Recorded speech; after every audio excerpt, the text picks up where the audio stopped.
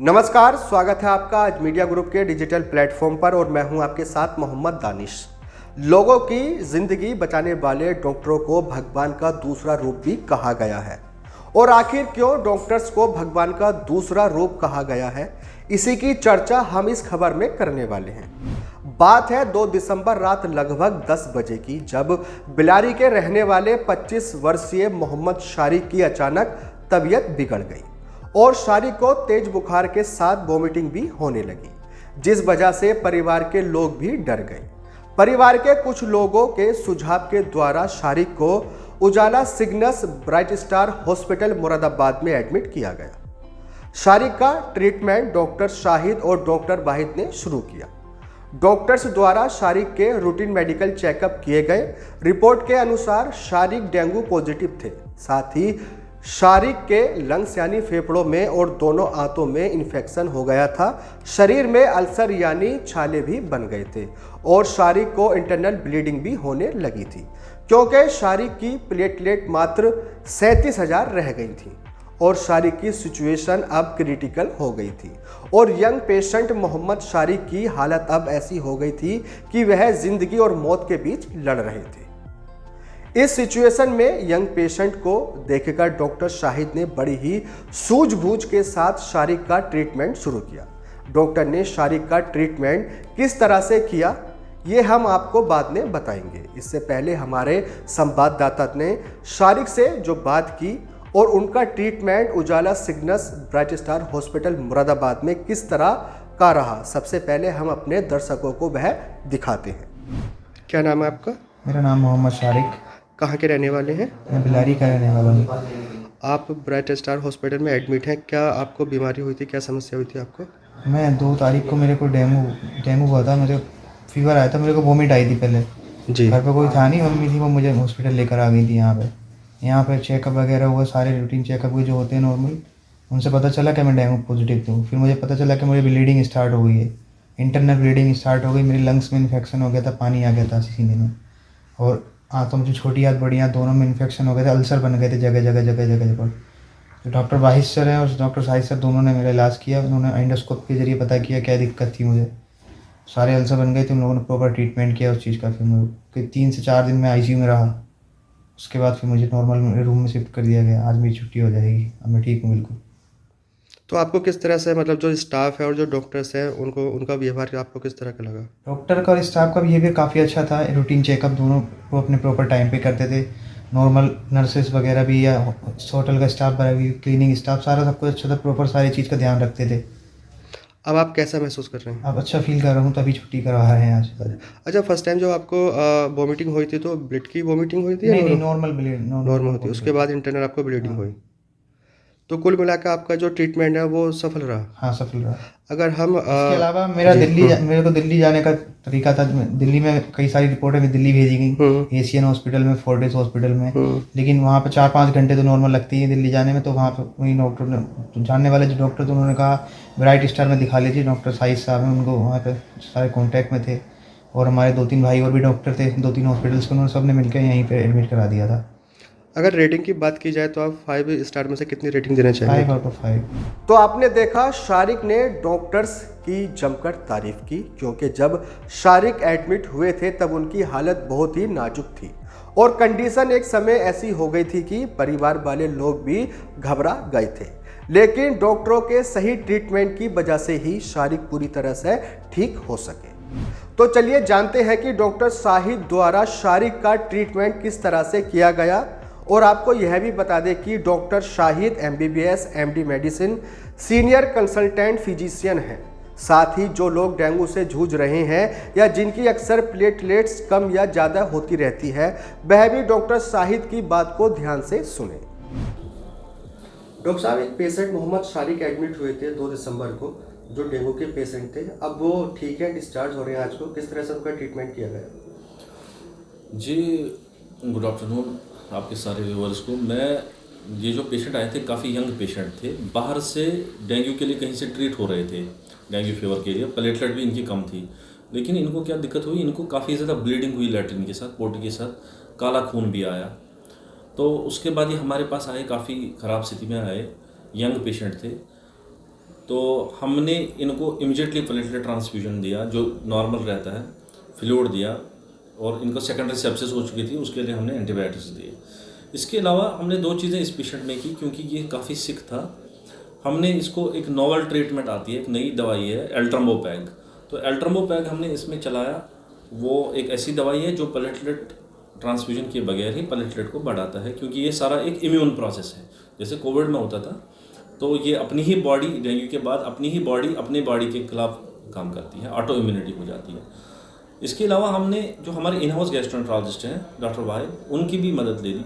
जब हमने इस पेशेंट की सिग्मोइडोस्कोपी की तीसरे दिन, तो हम हैरान रह गए कि अंदर से इतनी ज़्यादा ब्लीडिंग थी कि हमें फिर मतलब रेट्रोस्पेक्टिवली हम ये सोच रहे थे कि अगर हमने इस पेशेंट में एल्ट्रम्बोपैग और ये नोवल ट्रीटमेंट्स नहीं दिए होते तो दिस पेशेंट वुड हैव सकम्बड।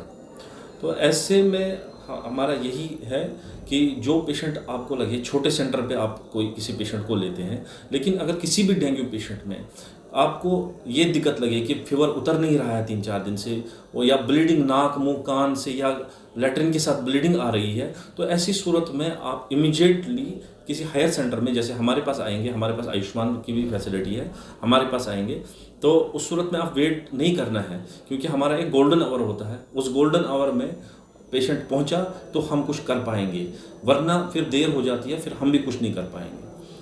तो यही कहना रहेगा कि अपना सावधान रखें। तो अभी तो डेंगू सीजन थोड़ा कम हो रहा है, लेकिन बाकी डिजीज़ हैं, जैसे टाइफाइड फीवर के पेशेंट्स हमें आने लगे हैं, तो अपनी खान पान का, अपनी सफाई का, इसका खास ख्याल रखें, अपनी सेहत का खास ख्याल रखें, और कोई भी दिक्कत हो तो अपने जो डॉक्टर साहब हैं उनसे फौरी मशवरा करें, और उसमें कोई किसी किस्म की कोई ये न करें। डॉक्टर साहब, एक सवाल जो है मैं जनता की तरफ से पूछना चाहूँगा, जो डेंगू में शुरुआती लक्षण होते हैं वो आप थोड़ा बताइए उस बारे में।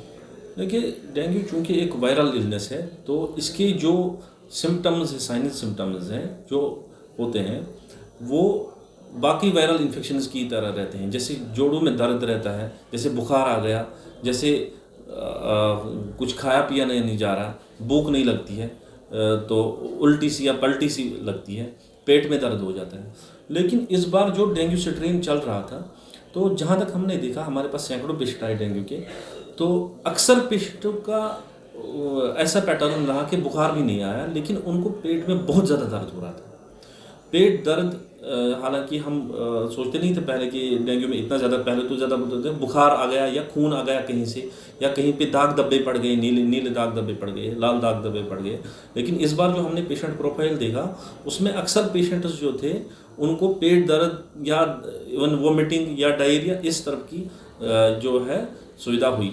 तो पहले तो पेशेंट इन चीज़ों के साथ आता है, लेकिन अगर उसको प्रॉम्प्ट ट्रीटमेंट ना मिले तो पेशेंट जो है वो 2 चीज़ों की तरफ जा सकता है। या तो वो शॉक में जाएगा, जिसको हम डेंगू शॉक सिंड्रोम बोलते हैं। उसमें क्या हो जाता है, जो हमारी बॉडी में लगभग 5 लीटर के करीब खून रहता है, तो खून में से पानी निकल जाता है, हमारी कैपिलरीज लीकी बन जाती हैं, वो लीक कर जाती हैं। ये पानी वहाँ से निकल के हमारे पेट में जमा हो जाता है, हमारे फेफड़ों में जमा हो जाता है। जैसे बहुत सारे पेशेंट्स आ गए, उनको एसाइटिस था, प्लूरल इफ्यूजन था, तो ये जमा हो जाता है वहाँ पे।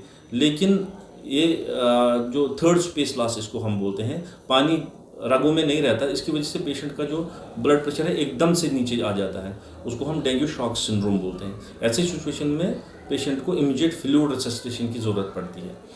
लेकिन इसमें भी एक ये दिक्कत है कि जो भी हमारे यहाँ छोटे सेंटर हैं, तो डेंगू पेशेंट जब शॉक में आ जाता है तो ये बेतहाशा उसको फ्लूइड दे देते हैं, ये फ्लूइड रश कर देते हैं।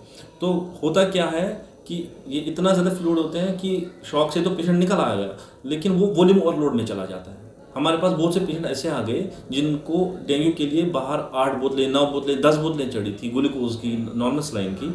तो हमारे पास जैसे ही वो आए तो उनका बिल्कुल उनके फेफड़ों में इतना पानी भर चुका था कि वो सांस भी नहीं ले पा रहे थे, और वहाँ से आके भी हमें उनको वेंटिलेटर पे अनफॉर्चुनेटली डालना पड़ा। तो आपका कहने का मतलब ये है कि अगर इस तरह की प्रॉब्लम होती है तो डायरेक्टली हायर सेंटर या अच्छे डॉक्टर को दिखाया जाए। जी, डेंगू जो है 75% पेशेंट्स में 75, अगर 100 पेशेंटों को डेंगू हो जाए तो 75% पेशेंटों में डेंगू एसिम्प्टोमेटिक रहता है या माइल्ड जो बुखार आ गया वैसा रहता है। लेकिन आपको अगर कोई भी साइन ऐसा लगे कि पेशेंट का नब्ज़ तेज़ होने लगे, पेशेंट का बीपी जो आजकल कहीं भी चेक करा सकते हैं आप, तो बीपी फॉल होने लगे, वो आप घर में ऐसे भी देख सकते हैं कि पेशेंट बोलेगा मैं पेशाब बहुत कम कर रहा हूँ, तो एक इनडायरेक्ट मैसेज होती है, इनडायरेक्ट एक इंडिकेटर होता है कि आपका बीपी कम होने लगा। तो उस सूरत में या कहीं से खून आ गया, उस सूरत में वेट नहीं करना है, प्रॉपर डॉक्टर से, कहीं जोला छाप से नहीं, प्रॉपर डॉक्टर से, क्योंकि वक्त पे आना आपकी जान बचा सकती है। ये जो पेशेंट है मोहम्मद शारिक, इसने आपकी सर्विस को देखते हुए 5 स्टार में से 5 स्टार की रेटिंग दी है, तो एज ए डॉक्टर आपको कैसा लग रहा है? नहीं, सीधी सी बात है, मतलब डॉक्टर के लिए सबसे बड़ी बात है, क्योंकि मैं ये नहीं बोलूँगा ये तो हमारा प्रोफेशन है, लेकिन फिर भी जब पेशेंट आपको बोलता है या पेशेंट के अटेंडेंट खुश होकर यहाँ से निकलते हैं, तो डेफिनेटली एक वो ह्यूमन में एक होता है, ये रिवार्ड सेंटर एक्टिवेट हो जाता है, तो इंसान खुश हो जाता है कि हाँ हमने कोई इफेक्ट्स लगाए तो उसका रिज़ल्ट मिला, ये उन इफेक्ट्स का रिज़ल्ट मिला, तो बहुत खुशी होती है ऐसी सिचुएशन में। और इससे हमें और प्रयास करने का, अगले समय पेशेंट आएगा तो हम और प्रयास करते हैं। और चूँकि ये यंग पेशेंट था, तो यंग पेशेंट में हमारा ज़्यादा ही इफेक्ट रहता है, क्योंकि इतना यंग पेशेंट इतना सिक में आ जाए तो काफ़ी खुशी होती है इससे। जी, बहुत बहुत शुक्रिया डॉक्टर साहब आपका समय देने के लिए। शुक्रिया आपका भी, जागरूक करने के लिए आवाम को कि हमारे साथ बने रहें। हम आशा करते हैं कि इस खबर के जरिए जो लोग डेंगू जैसी बीमारी से ग्रस्त हैं या जिनकी प्लेटलेट्स काउंट कम हो जाती हैं, उनको उस खबर के जरिए अच्छी जानकारी मिली होगी। और यही हमारा मकसद है कि हमारे हर एक दर्शक, हर एक व्यक्ति तक बीमारियों से संबंधित जानकारी होनी चाहिए, जिससे कि आपातकालीन स्थिति में लोग सही फैसला ले सकें। अगर आपको हमारी यह खबर अच्छी लगी हो तो खबर को शेयर करें और वीडियो को लाइक करें। फिलहाल इस खबर में बस इतना ही। शहर और राज्य की हर छोटी और बड़ी खबर देखने के लिए जुड़े रहिए आज मीडिया ग्रुप के साथ। धन्यवाद।